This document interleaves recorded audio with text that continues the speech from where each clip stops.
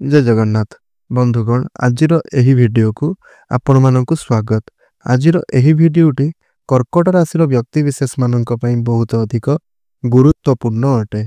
आजिर एही वीडियोटी कर्कट राशि व्यक्ति विशेष मानक पई बहुत अधिक खास हेबा पई जाउछे, कारण 2026 मसीहार आरंभ रु ही आपणक जीवन रे गुटिए बड़ धमाका हेबा पई जाउछी।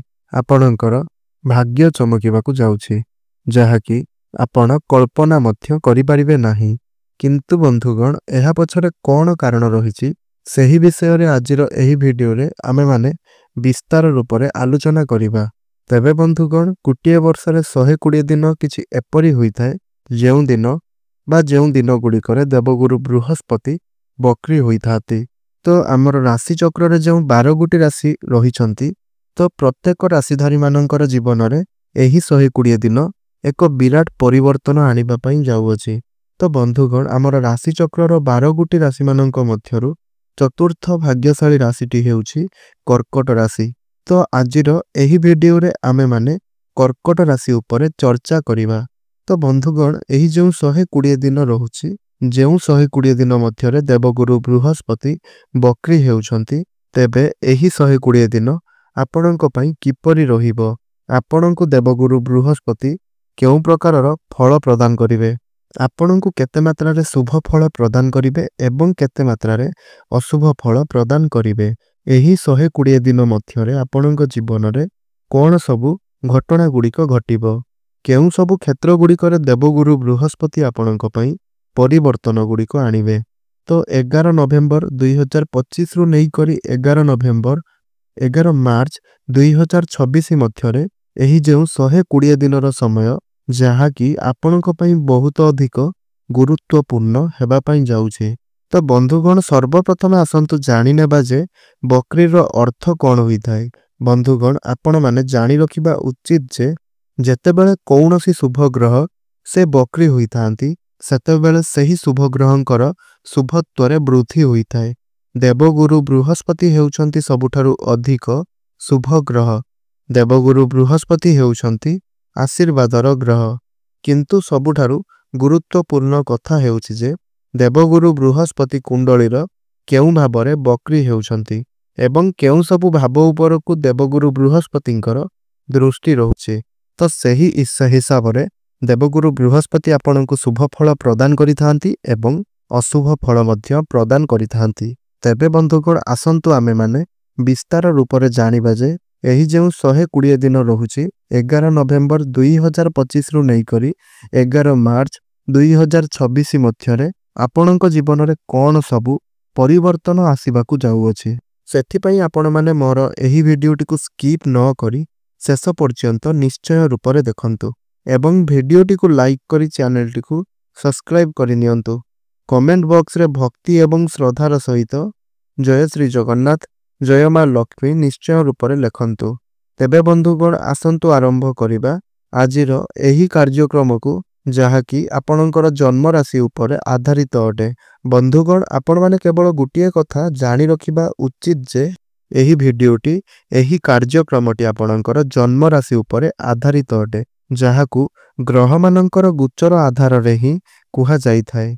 किंतु जदि आपण आपणकर जीवन विषय रे 100% जानिबाकू चाहुछंती, तो एहा केवल निजस्व जन्म कुंडली को विश्लेषण करिबा परे मध्य जणा पड़ी थाए। किंतु एही जो ग्रह मानकर गोचर होई थाए ना, एहा प्रत्येक व्यक्ति विशेष मानकर जीवन रे किछि ना किछि परिवर्तन तो निश्चय रूप रे पकाई थाए। तेबे बंधुगण एबे आसंतु जानि नेबा जे बक्रीर अर्थ कोन।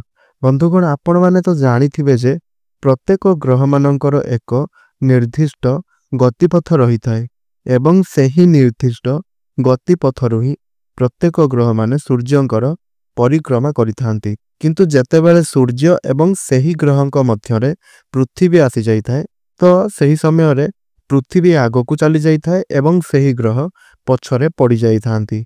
माने तांकर गति स्लो होई जाई थाए आउ से पछरे रही जाई थांती।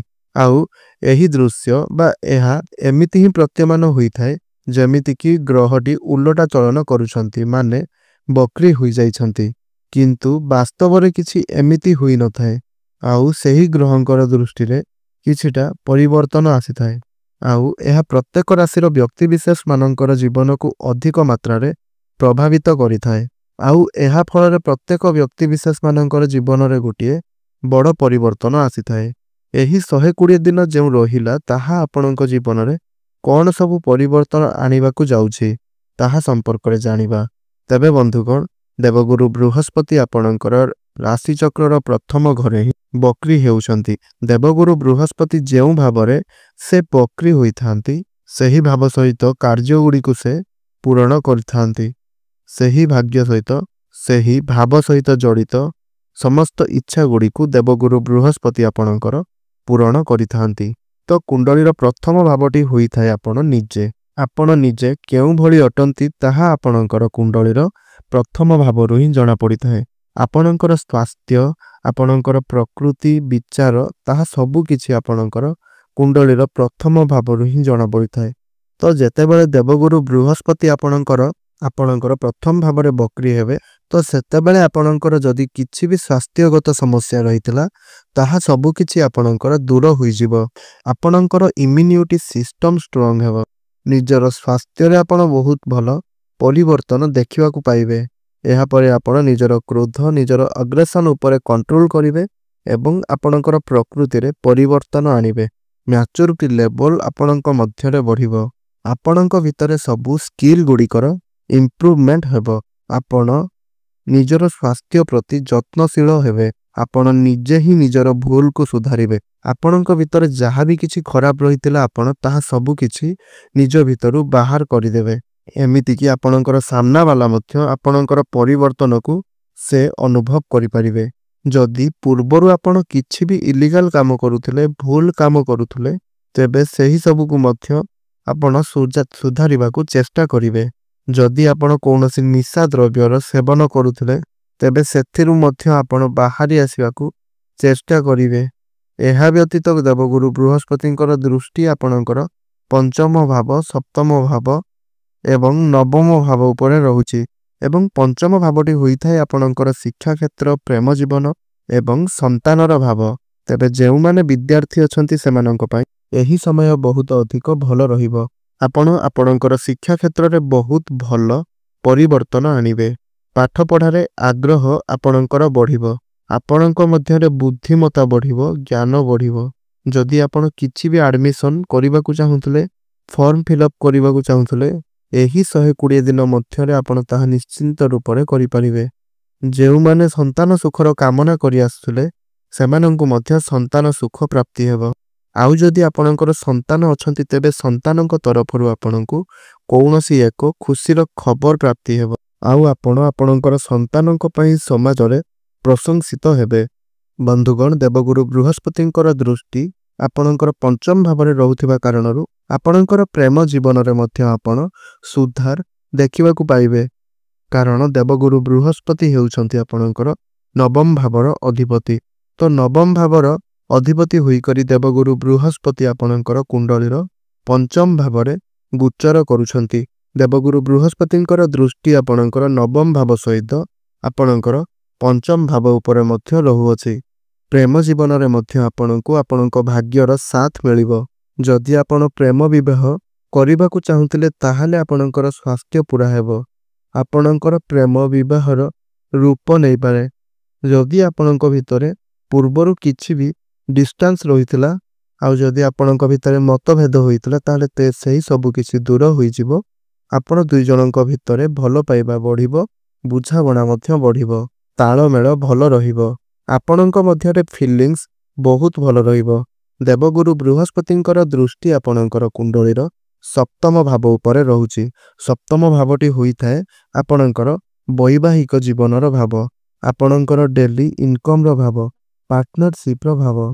तेबे बंधुगण आपणकर वैवाहिक जीवन मध्य बहुत भलो रहिबो। जेउ मानकर विवाह बयस होई जाइथिले मध्य विवाह होई पारु नथिला तेबे आपणकर घर को विवाहर प्रस्ताव मध्य आसीबो। आउ आपणकर विवाह मध्य स्थिर होई जिवो। आउ जदि पूर्वरु आपणकर वैवाहिक जीवन रे कोनोसी प्रकारर समस्या आरंभ होइथिला तेबे ताहा मध्य दूर होई जिवो। आपण दुई जनक भितरे भलो पाइबा बढ़िबो बुझामणा भलो रहिबो। दुई जन आपण मिसी किछि गोटे ଫ୍ୟାମିଲି ପ୍ଲାନିଂ କରିପାରନ୍ତି। ଏହି ସମୟରେ ଆପଣ ଏମିତି କିଛି ଗୋଟିଏ କାର୍ଯ୍ୟ କରିପାରନ୍ତି ଯେଉଁଥିରେ ଆପଣଙ୍କର ଡେଲି ଇନକମ୍ ବଢ଼ିବ। ଯଦି ଆପଣ ବିଜନେସ୍ ଆରମ୍ଭ କରିବା ପାଇଁ ଚାହୁଁଥିଲେ ତାହେଲେ ଆପଣଙ୍କ ପାଇଁ ଭଲ ରହିଛି। ଯଦି ଆପଣ ବିଜନେସ୍ ଅଲରେଡ଼ି କରୁଥିଲେ ତାହେଲେ ମଧ୍ୟ ଆପଣ ଗ୍ରୋଥ୍ ଦେଖିବାକୁ ପାଇବେ। ନିଜର ବିଜନେସ୍କୁ ଆପଣ ଆଗକୁ ବଢ଼ାଇବେ। ଯେହେତୁ ଦେବଗୁରୁ ବୃହସ୍ପତିଙ୍କର ଦୃଷ୍ଟି ଆପଣଙ୍କର ସ୍ୱଗୃହ ନବମ ଭାବ ଉପରେ ରହୁଛି, ଆଉ ଭାଗ୍ୟ ମଧ୍ୟ ଆପଣଙ୍କର ଏହି 120 ଦିନ ମଧ୍ୟରେ ପ୍ରବଳ ରହିବ। ଯେଉଁ କାର୍ଯ୍ୟଗୁଡ଼ିକରେ ଆପଣ ହାତ ଦେବେ ସେହି କାର୍ଯ୍ୟଗୁଡ଼ିକରେ ସଫଳତା ଆପଣଙ୍କୁ ଅବଶ୍ୟ ରୂପରେ ମିଳିବ। ତେବେ ଭାଗ୍ୟ ସମ୍ବନ୍ଧିତ ଆପଣ ଯେକୌଣସି ବି କାର୍ଯ୍ୟ କରିବାକୁ ଚାହୁଁଛନ୍ତି ତାହା ଆପଣ ନିଶ୍ଚିନ୍ତ ରୂପରେ କରିପାରିବେ କିମ୍ବା ଏହିସବୁରେ ଡିଲ୍ କରିପାରନ୍ତି। ନୂତନ ଘର ନିର୍ମାଣ କରିପାରନ୍ତି, ନୂଆ ଯାନବାହନ ଇତ୍ୟାଦି କିଣାବିକା କରିପାରନ୍ତି। ଏହି ସମୟରେ ଧାର୍ମିକ ଯାତ୍ରା ଆପଣ କରିପାରନ୍ତି। ଆପଣଙ୍କର ମନ ଧର୍ମ ଆଡ଼କୁ ଅଗ୍ରସର ହେବ, ଆଉ ଆପଣଙ୍କର ରାଶିରେ ଶୁଭ ଏବଂ ମାଙ୍ଗଳିକ କାର୍ଯ୍ୟ ମଧ୍ୟ ହୋଇପାରେ ଏବଂ ଦେବଗୁରୁ ବୃହସ୍ପତି ଆପଣଙ୍କୁ ଶୁଭ ଫଳ ମଧ୍ୟ ପ୍ରଦାନ କରିବା ପାଇଁ ଯାଉଛନ୍ତି। କାରଣ ଦେବଗୁରୁ ବୃହସ୍ପତିଙ୍କର ଦୃଷ୍ଟି ମଧ୍ୟ ସବୁ ଶୁଭ ସ୍ଥାନ ଗୁଡ଼ିକ ଉପରେ ପଡ଼ିବାକୁ ଯାଉଛି। ତେଣୁ ଦେବଗୁରୁ ବୃହସ୍ପତିଙ୍କର ଏହି ବକ୍ରୀଚଳନ ଆପଣଙ୍କୁ ପ୍ରତ୍ୟେକ କ୍ଷେତ୍ରରେ ସଫଳତା ଆଣିଦେବାକୁ ଯାଉଛି, ଶୁଭ ଫଳ ଦେବା ପାଇଁ ଯାଉଛି। ତେବେ ବନ୍ଧୁଗଣ, ଶୁଭ ଫଳ ସୂର୍ଯ୍ୟାସ୍ତ ପରେ ଚନ୍ଦ୍ରମାଙ୍କର ବୀଜମନ୍ତ୍ର ପାଠ କରନ୍ତୁ। ପ୍ରତ୍ୟେକ ଦିନ ହନୁମାନ ଚାଳିଶାର ପାଠ କରନ୍ତୁ ଏବଂ ପ୍ରତ୍ୟେକ ଦିନ ଉଦିତ ସୂର୍ଯ୍ୟଙ୍କୁ ତମ୍ବା ପାତ୍ରରେ ଜଳାର୍ଘ୍ୟ ଅର୍ପଣ କରନ୍ତୁ। ଓಂ ଘୃଣୀ ସୂର୍ଯ୍ୟାୟ ନମଃ ଏହି ମନ୍ତ୍ରର ଜପ କରନ୍ତୁ ଏବଂ ଆପଣ ପ୍ରତ୍ୟେକ ଦିନ ସୂର୍ଯ୍ୟଙ୍କୁ ଜଳାର୍ଘ୍ୟ ମଧ୍ୟ ଅର୍ପଣ କରନ୍ତୁ। ଏହା ସହିତ ଯଦି ଆପଣ ପାରିବେ ପ୍ରତ୍ୟେକ ଦିନ ବିଷ୍ଣୁ ସହସ୍ର ନାମର ପାଠ କରନ୍ତୁ। ଦେଖିବେ ଆପଣଙ୍କୁ ଅଧିକ ଶୁଭ ଫଳ ପ୍ରାପ୍ତି ହେବ। ତେବେ ବନ୍ଧୁଗଣ, ଆପଣଙ୍କର ଜୀବନ ମଙ୍ଗଳମୟ ହେଉ, ଏହା ହିଁ ଈଶ୍ୱରଙ୍କ ନିକଟରେ ମୋର ପ୍ରାର୍ଥନା। ଧନ୍ୟବାଦ।